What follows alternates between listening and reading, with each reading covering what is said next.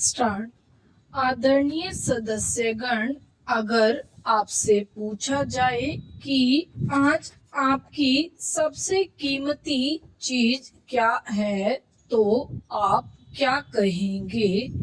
आप अपने परिवार, अपने घर, अपनी जमीन का नाम लेंगे। जाहिर है कि ये सारी चीजें आपको प्यारी हैं, किंतु आपके पास इनसे भी कीमती एक चीज और है, और वह है आपकी आजादी। और भी बहुत सी चीजें हैं जो हमारे जीवन को सुखी और सुविधाजनक बनाती हैं, लेकिन जो आदमी आजाद नहीं, उसकी कोई इज्जत नहीं। आज हम आजाद हैं और हम भारतवासियों के लिए अपनी आजादी पर खुश होने का खास कारण है। लगभग 200 वर्ष हुए हमारी आजादी विदेशियों ने छीन ली थी। उसे फिर से पाने के लिए हमें एक बहुत लंबी और कठिन लड़ाई लड़नी पड़ी। आखिरकार 15 अगस्त 1947 को आजादी का सुनहला दिन आया। देश का शासन हमारे अपने हाथों में आ गया। हमारे लिए यह खुशी का एक ऐसा दिन है जिसे हम कभी भूल नहीं सकते।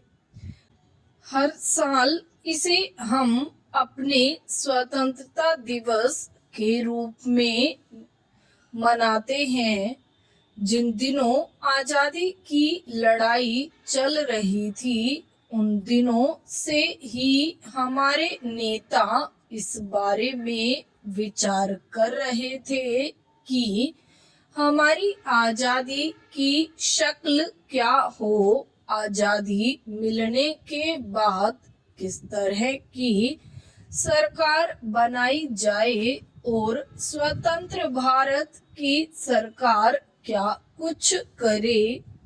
जो बात बिल्कुल साफ थी वह यह कि स्वतंत्र भारत की सरकार जनता की होगी, जनता द्वारा होगी और जनता के लिए होगी।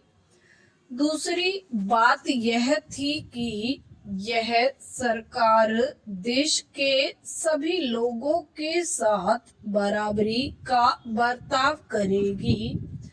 जाति, धर्म, क्षेत्र या स्त्री पुरुष का ख्याल करके किसी को खास सुविधा नहीं दी जाएगी। हर एक व्यक्ति को एक आजादी होगी कि वह जो भी धर्म चाहे माने और रहन सहन का मनचाहा तरीका अपनाए। तीसरी बात यह कि सरकार जनता की भलाई के लिए काम करेगी और हमारे बीच से गरीबी और अज्ञान को जल्दी से जल्दी दूर करने का काम अपने हाथों में ले लेगी। इन सब बातों के लिए कभी कभी कुछ भारी भरकम शब्दों का भी इस्तेमाल किया गया, जैसे समाजवाद, लोकतंत्र, धर्मनिरपेक्षता इत्यादि।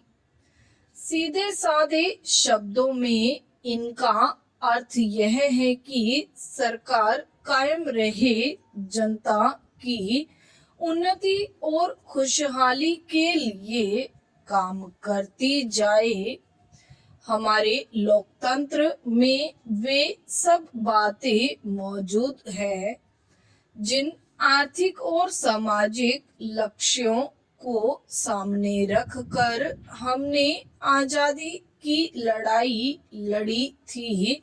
उन्हीं को पूरा करने के लिए महात्मा गांधी, जवाहरलाल नेहरू, तथा दूसरे नेताओं द्वारा दिखाए गए रास्ते पर हमारे लोकतंत्र का निर्माण हुआ है।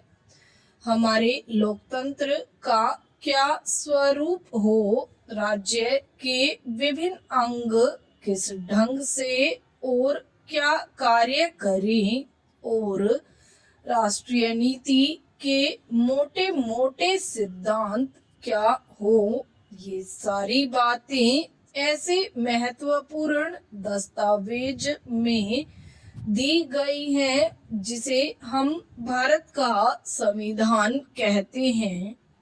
स्वतंत्र होने के बाद देश की जनता के प्रतिनिधियों ने एक संविधान सभा बनाई थी।